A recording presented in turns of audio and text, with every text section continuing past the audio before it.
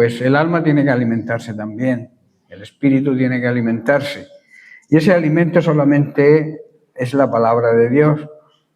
Así que vamos a comenzar y vamos a pedirle al Señor que Él sea quien hable, que no sea yo.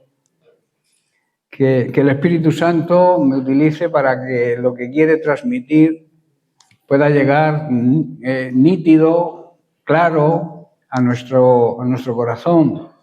Porque es importante que nuestro corazón, que la tierra donde va a caer esa semilla, que es la palabra de Dios, esté fértil. ¿Hemos regado la tierra esta mañana? ¿Está fértil? ¿Está preparada para que la palabra de Dios sea sembrada? Pues bien, quiero terminar porque hay un tema que dejé a medio, que es sobre la ansiedad. No sé si recordáis que tuvimos un par de semanas hablando sobre la ansiedad. Y hoy quiero terminar con el tema porque no quedó concluido. Y hay que decir que la ansiedad es una respuesta natural de nuestro cuerpo ante el estrés o ante una sensación de peligro. Es como una alarma. Es una señal de alerta que nos ayuda a prepararnos para enfrentar una situación difícil o para huir de ella. Sin embargo, aquí es donde surge el problema. Cuando este sentimiento es constante, desproporcionado e interfiere en nuestra vida diaria, o sea, causa problemas en nuestra vida diaria, se convierte en algo más que una simple reacción temporal. Y es importante decir también con claridad que la ansiedad no es falta de fe, sino señal de que somos humanos y que vivimos en un mundo caído, gobernado por quien todos sabéis, ¿verdad? Por el príncipe de este mundo. Y para poder vencer esa crisis de ansiedad, no solamente es suficiente con creer, es necesario permanecer en Cristo.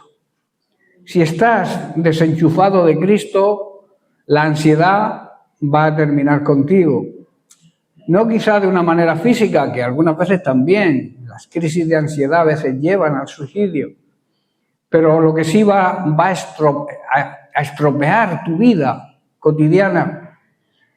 Por eso, si estás unido a Cristo, es la única forma de poder vencer la ansiedad. Muchos quieren los beneficios de Cristo. Muchos quieren ser bendecidos. ¿Quién no quiere ser bendecido por el Señor? Todos queremos esas bendiciones, ¿verdad?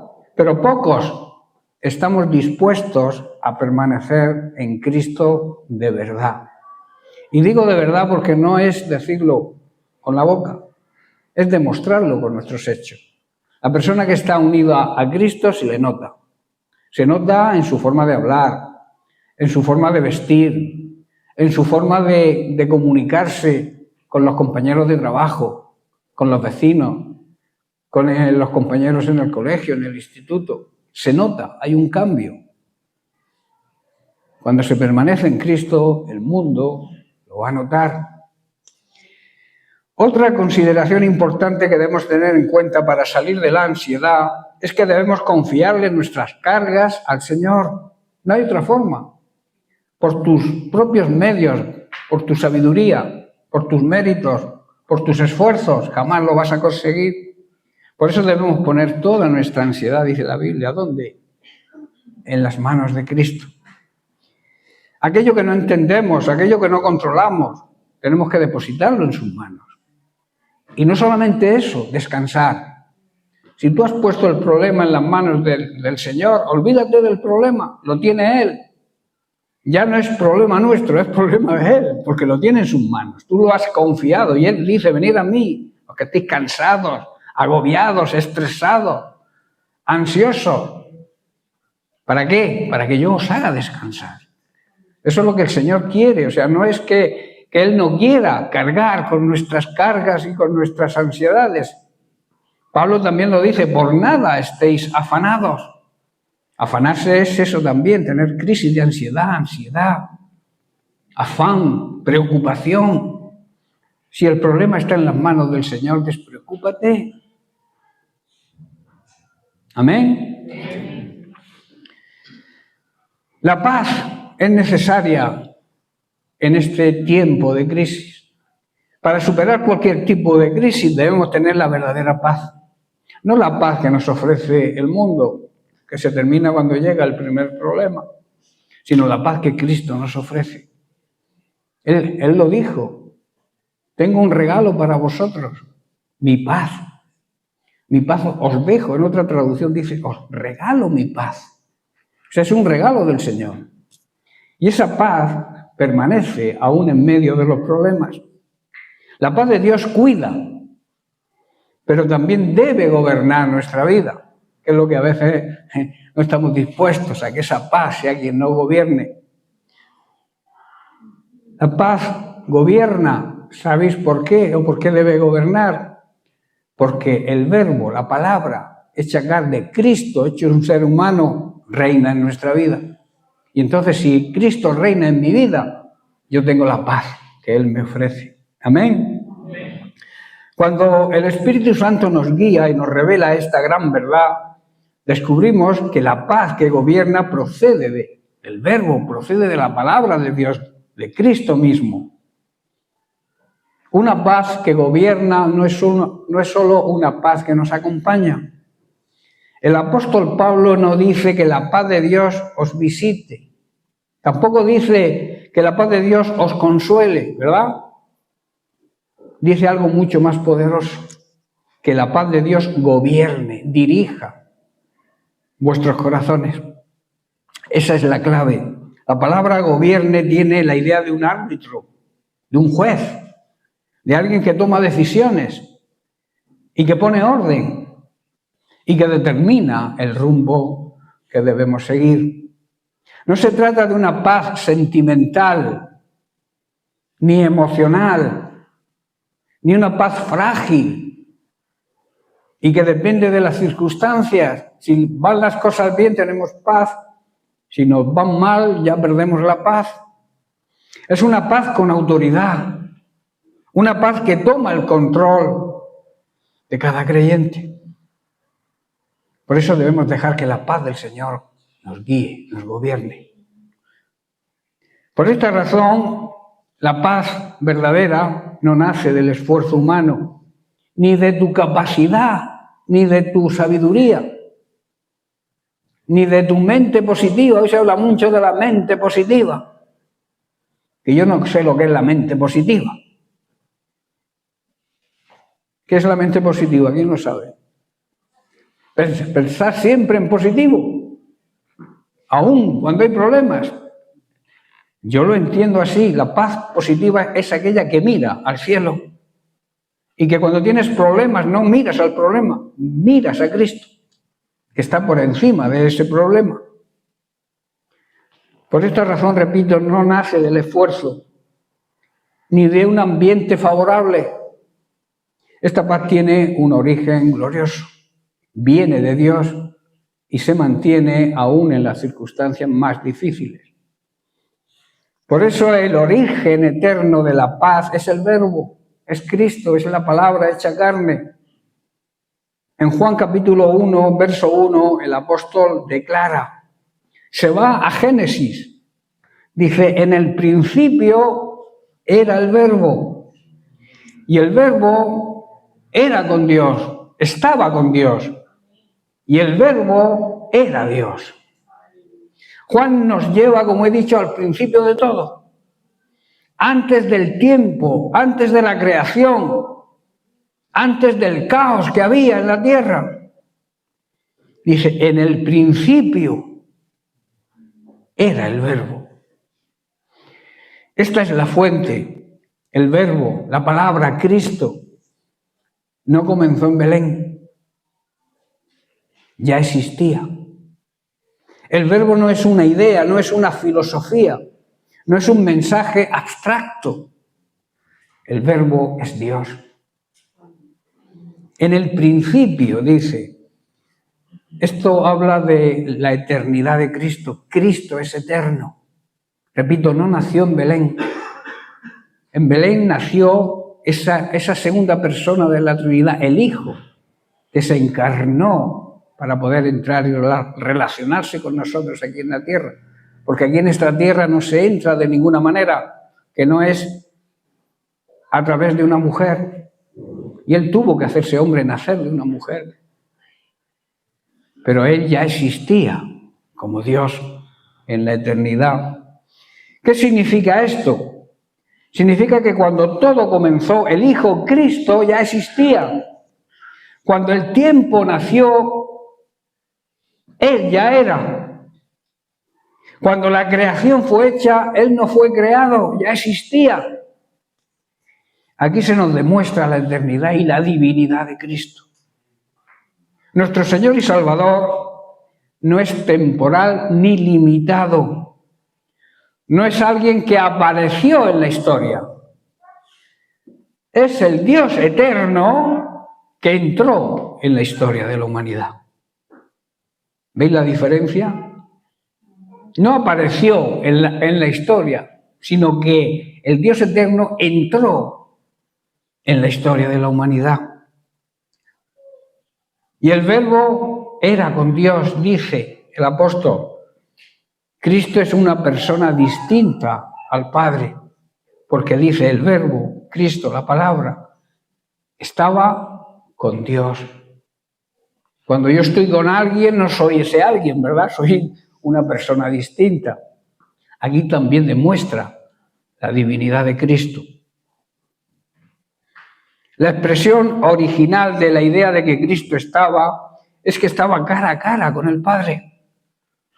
Estaba en comunión perfecta con el Padre y en una relación eterna con Él, pero era otra persona. Aquí vemos, no es el mismo que el Padre, pero vive en una unidad absoluta con Él.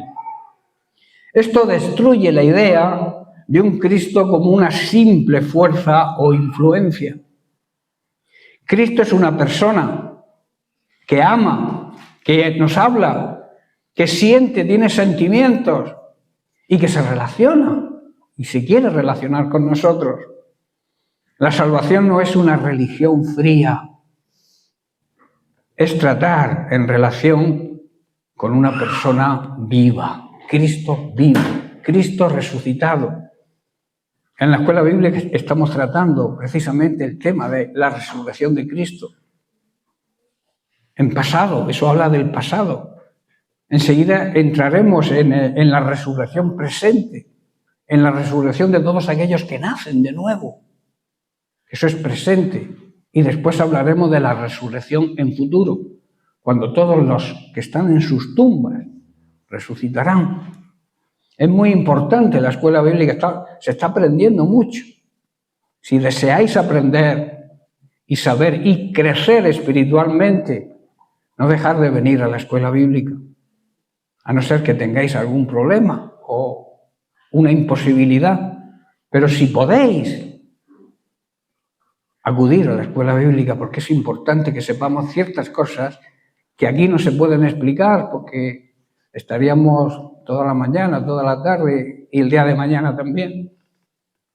Pero en la escuela bíblica estamos estudiando paso a paso y eso es muy bonito, porque aprendemos para que nadie nos engañe. Repito, Cristo es una persona que ama, habla, siente y se relaciona. Y el Verbo dice, sigue diciendo Juan, y el Verbo era Dios. Cristo es plenamente Dios. Juan no dice que era un Dios menor, con minúscula, ni que era parecido a Dios, ni que era un ser divino. Dice algo muy claro. Era Dios. Y sigue siendo Dios. Aunque algunos lo niegan. Aquí está, digamos, una de las declaraciones más poderosas de toda la Biblia. Aquel que nació en un pesebre, el que caminó por Galilea y el que murió en la cruz, es Dios. ¿Entendemos esto? Y por ese motivo su sangre tiene poder, si no, no lo tendría. Porque la sangre de los animales en el antiguo pacto no quitaba el pecado, lo cubría. Pero la sangre de Cristo sí tiene poder para limpiar, para quitar el pecado. ¿Por qué? Porque era Dios. Su palabra tiene autoridad eterna. Debe ser nuestra autoridad quien nos dirija, quien nos guíe al obedecerla, claro. Su vida, su muerte y su resurrección tienen un valor eterno, no es algo pasajero. Si Cristo no fuera Dios, no habría redención. Si Cristo no fuera Dios, no habría vida eterna. Y si Cristo no fuera Dios, no tendríamos ninguna esperanza. ¿Verdad? En el verbo, Dios se dio a conocer. Porque el verbo, la palabra, Jesucristo, es Dios. Ahí vemos los discípulos y las personas que tuvieron el privilegio de caminar con Él por Galilea. Tuvieron el privilegio de ver a Dios, aunque muchos no se dieron cuenta. De ver a Dios en persona. Es un gran privilegio, ¿verdad? Que tuvieron ellos, pero nosotros podemos verlo y sentirlo en nosotros cuando lo reconocemos como nuestro Señor, como el Kyrios, como el dueño, el amo de nuestra vida. Y nuestro amo, nuestro Señor nos cuida. Y luego es nuestro Salvador. A veces se nos llena la boca de Cristo es mi Salvador, pero no lo aceptamos como Señor. No dejamos que domine nuestra vida o le limitamos ciertas parcelas. Señor, hasta aquí te permito, pero esto déjamelo a mí. El Señor debe ser el Señor de toda nuestra vida.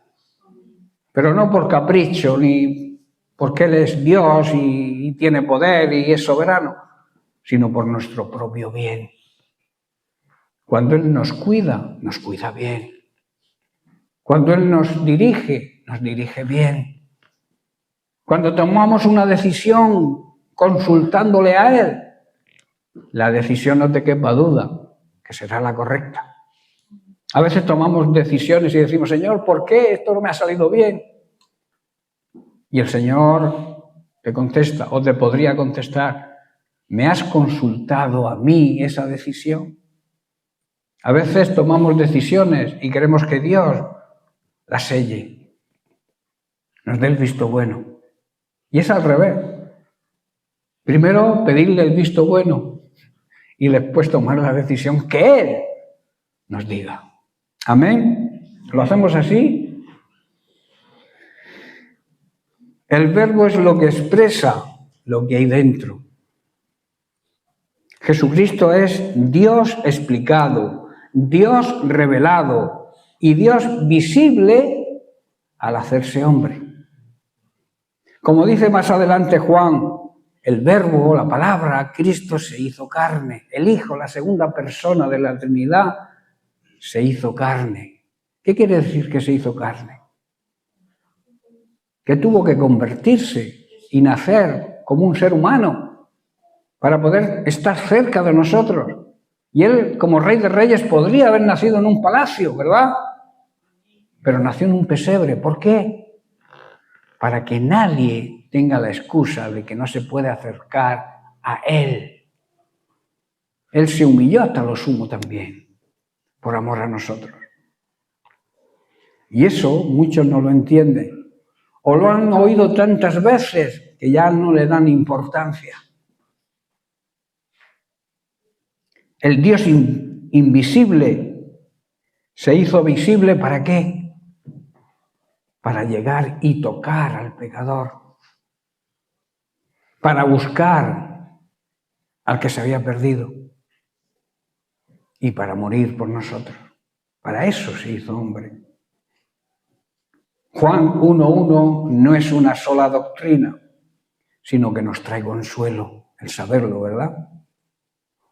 Cristo te ama. Cristo es eterno. Está en perfecta comunión con el Padre. Es Dios mismo. Por eso tu salvación y la mía no depende de nuestra fuerza, no depende de mis emociones, no depende de nuestra fidelidad, depende del Verbo eterno que es Dios. Si Cristo es el Verbo eterno, la palabra de Dios no es antigua ni moderna, es eterna. No podemos tratarlo como algo secundario. No podemos reducirlo a un personaje histórico, como algunos. Algunos conocen la Biblia de memoria y no son creyentes, son ateos, porque tratan a Cristo como algo histórico. Y a Cristo hay que tratarlo como el Dios revelado a nuestro espíritu. No podemos vivir sin rendirnos a Él. Porque el Jesús del Evangelio no es solo el Salvador. Es el Dios y Señor eterno que vino a esta tierra a buscar lo que estaba perdido. Tú y yo. Y el resto de la humanidad también.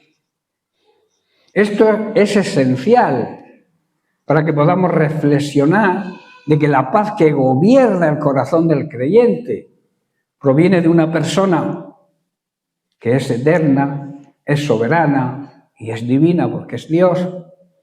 No es una paz construida desde abajo hacia arriba, sino impartida desde lo alto, desde el cielo, hacia lo más profundo de nuestro ser. Cuando el Verbo, cuando Cristo reina, la paz gobierna. Pablo en Colosenses 3 nos habla del orden de la vida cristiana, que es morir a lo viejo, a lo que éramos antes, vestirnos de lo nuevo, el nuevo hombre, vivir en unidad, no cada uno por su cuenta, vivir en amor. Por eso Pablo dice, y la paz de Dios gobierne. ¿Por qué esa paz puede gobernar? Porque desde que nos convertimos, y si nos convertimos de verdad, Cristo debe reinar. El mismo Verbo que estaba con Dios y era Dios, es el Cristo, la palabra hecha un ser humano, que murió en la cruz, resucitó, ascendió y ahora sigue gobernando a la diestra del Padre e intercediendo por nosotros. Gobierna e intercede, hace la labor de sacerdote, de intermediario. Cuando Cristo ocupa el trono del corazón, la paz ocupa el gobierno de nuestras decisiones. No es que el creyente no tenga luchas, ni pruebas, ni momentos de dolor. Si te predican eso, no te lo creas, porque vivimos en un mundo donde reina el enemigo. Y entonces tenemos que sufrir, tenemos que padecer, tenemos que luchar. Pero hay algo más profundo que todo eso. Es una paz que no se va jamás. Es una paz que decide. Y es una paz que permanece aún en medio de la tormenta. Y somos llamados también, otra cosa importante, somos llamados a esa paz en un solo cuerpo. ¿Qué quiere decir esto? Pablo añade algo muy importante, a la que asimismo, a esa paz, fuisteis llamados en un solo cuerpo. Esta paz no es solamente una paz individual, es una paz colectiva, como iglesia, donde Cristo, el Verbo eterno, es reconocido como Señor. La paz se convierte en el lenguaje del cuerpo de Cristo, que es la iglesia. ¿Estáis comprendiendo? Cuando el Verbo Cristo gobierna la iglesia, la paz, esa paz gobierna y pone en orden todas las relaciones interpersonales entre los miembros.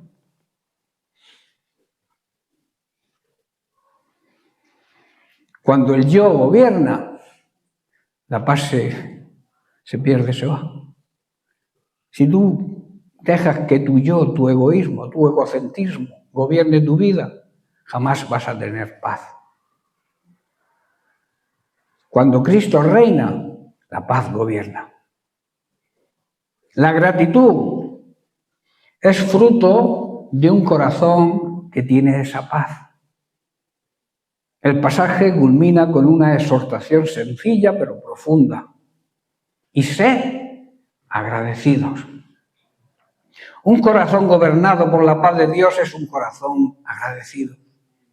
Porque sabe que todo descansa en aquel que es el Verbo eterno, que es soberano y que es Dios fiel.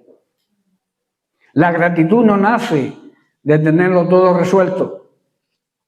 A veces agradecemos a Dios cuando se solucionan los problemas, solamente. Sino debe saber que el Verbo sigue siendo Dios, aún en medio del problema. Que Cristo sigue reinando, aún en medio de la tormenta. Y que su paz sigue gobernando. La gratitud nace, por tanto, de un corazón que ha sido redimido por Cristo. En el Salmo 103, versículos 1 y 2, dice el salmista: bendice alma mía al Señor y bendiga todo mi ser su santo nombre. Bendice alma mía al Señor y no te olvides ninguno de sus beneficios. La gratitud no es una emoción pasajera, es la evidencia de un corazón que ha entendido, que vive por la gracia de Dios. La persona que ha sido alcanzada por la misericordia de Dios no puede vivir en la queja constante, porque sabe de dónde fue sacado. David no le está hablando aquí a la congregación, ¿verdad? ¿A quién le está hablando? A sí mismo. Bendice, alma mía. Es como si dijera: alma mía, no te apagues, no te enfríes. Alma mía, no te olvides. Alma mía, recuerda quién y cómo ha sido Dios contigo. Que a veces se nos olvidan las cosas buenas y las experiencias vividas con Cristo. Uno de los grandes peligros del creyente no es dejar de recibir bendiciones, es acostumbrarse a ellas. Esto puede llegar a hacernos prepotentes. La gratitud, por tanto, es un acto consciente, no una emoción. Porque dice: bendice, alma mía. David no dice: alma mía, si tienes ganas, bendice. Si cuando estés libre de problemas, bendice a Dios, pero antes soluciona el problema. No está diciendo eso. Él estaba pasando por circunstancias difíciles en ese momento. Y le ordena a su propia alma que bendiga al Señor. La gratitud verdadera no depende de las circunstancias en que vivamos. Depende de nuestra memoria espiritual, de recordar lo bueno que ha sido Dios con nosotros. La primera bondad que tuvo fue cuando tocó nuestro corazón.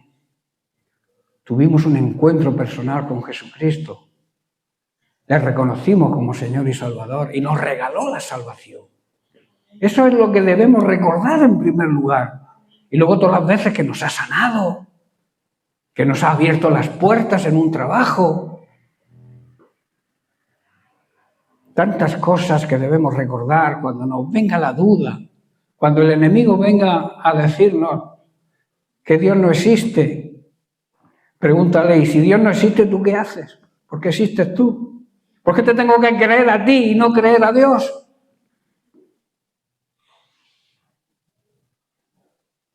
El alma tiende a olvidar.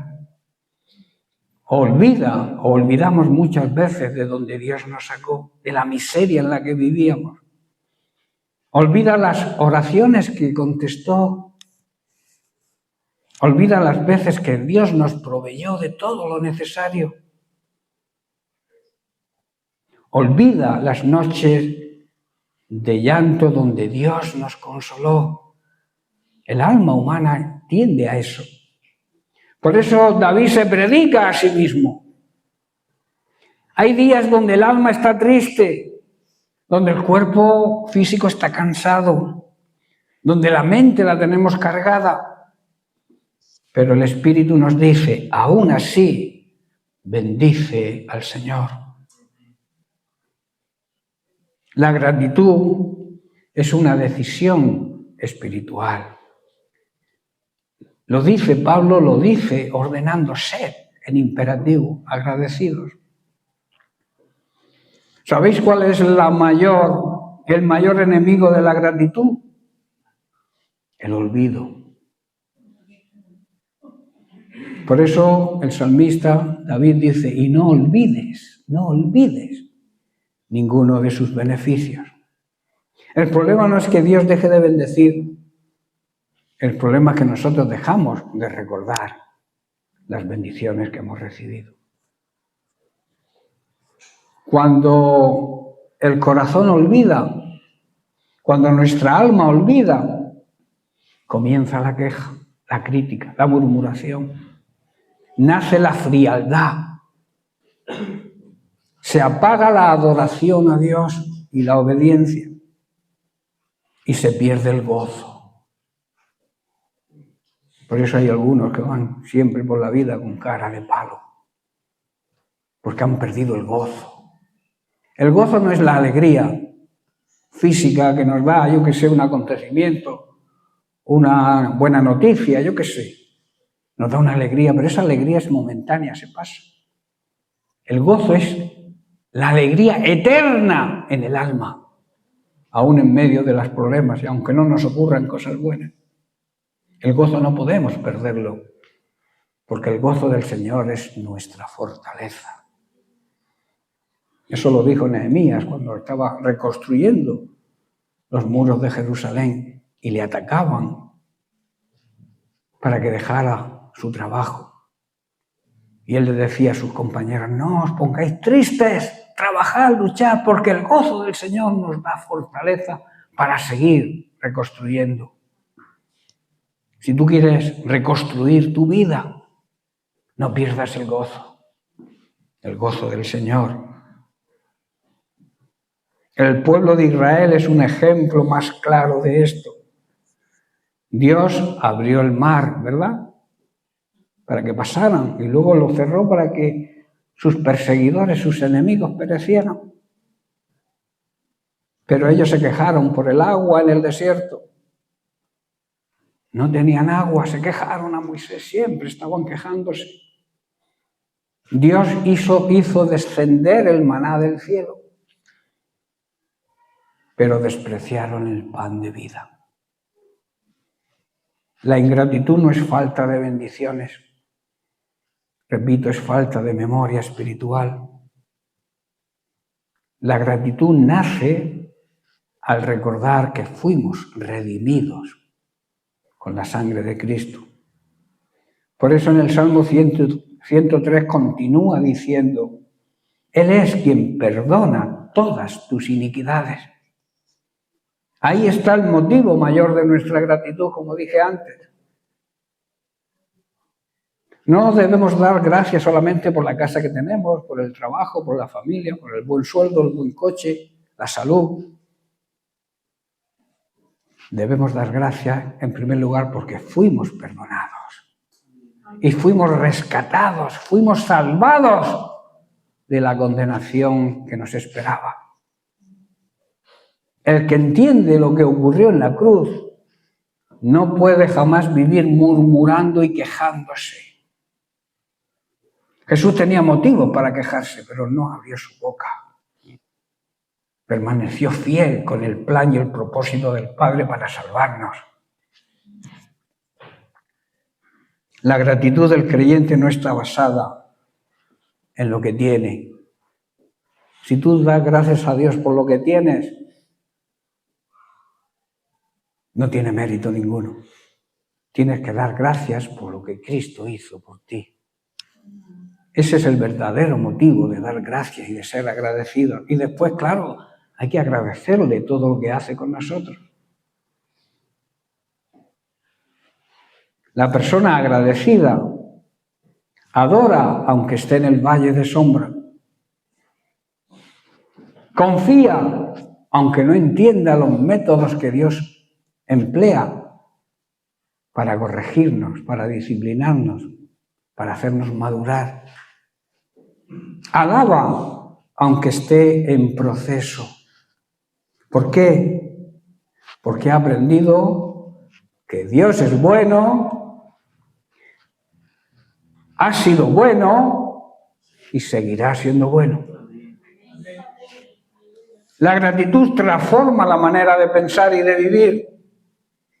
Donde hay gratitud, hay gozo. Donde hay gratitud, hay fe. Y donde hay gratitud, está la paz de Dios. La verdadera paz. Un creyente agradecido no necesita que todo esté bien para adorar a Dios. Adora porque Dios sigue sentado en el trono. Y nos ama. Y quiere lo mejor para nosotros, aunque a veces tenga que disciplinarnos y corregirnos. La gratitud, por tanto, es una señal de madurez espiritual. El niño espiritual pide. En cambio, el creyente maduro agradece. Es la diferencia entre un niño espiritual y una persona madura. Perdón. Pablo, estando en la cárcel, sin duda, un motivo para la ansiedad y la depresión, ¿verdad? Cuando una persona está en la cárcel no tiene motivo de alegría y de gozo. Puede estar depresivo, ¿verdad? ¿Pero qué dijo? ¿O qué decía él? Dad gracias en todo. No dijo, dad gracias por todo. Hay una diferencia. Dijo en todo. Porque hay gratitud que nace en la abundancia, pero también hay gratitud que nace en el sufrimiento. Por eso dice en todo. No dice en todo, dice por todo. Dijo en todo, no por todo. En todo significa eso, en los momentos difíciles y en los momentos de bonanza. Y esta última, cuando somos agradecidos en medio del sufrimiento, es la que más glorifica a Dios. Cuando agradeces en medio del proceso, estás diciéndole al Señor, no entiendo, pero confío en ti. Hoy el Espíritu Santo nos llama a hacer lo mismo que hizo David. Decirnos, predicarnos a nosotros mismos y decirnos, bendice alma mía al Señor. Háblale de tu alma. Háblale a tu alma. No olvides cuando Dios te levantó, cuando habías caído. No olvides cuando te sanó, cuando estabas enfermo. No olvides cuando te perdonó, cuando vivías siguiendo el pecado o viviendo en pecado.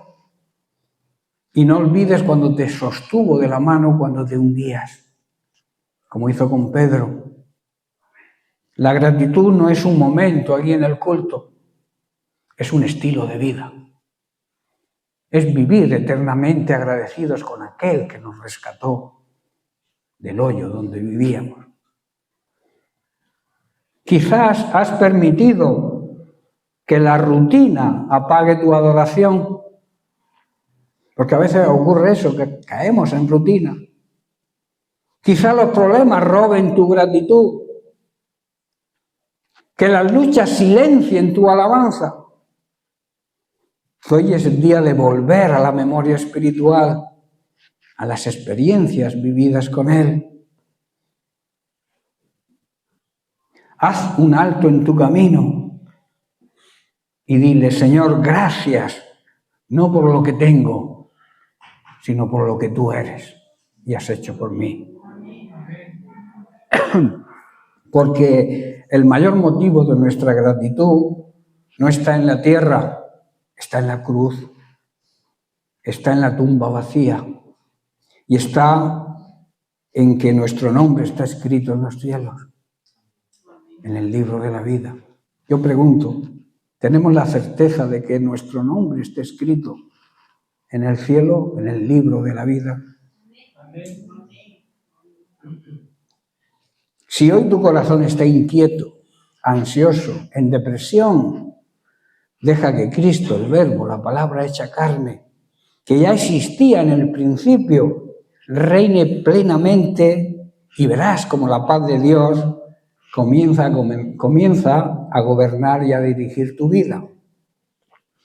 Cuando Cristo reina, la paz no solamente se siente, sino que dirige nuestra vida y la gobierna. Tal vez la ansiedad no desaparezca de un día para otro. Quizás puede ocurrir, pero puede dejar de gobernar tu corazón y que sea la paz de Dios quien lo haga. Cada vez, y ya estoy terminando, cada vez que la ansiedad llame a tu puerta, escucha bien, no le abras la puerta, no la invites a entrar. Dale un portazo. Llévala a la oración, que es el método por lo que conseguimos las cosas de Dios, a través de la oración, de nuestra comunión con Él.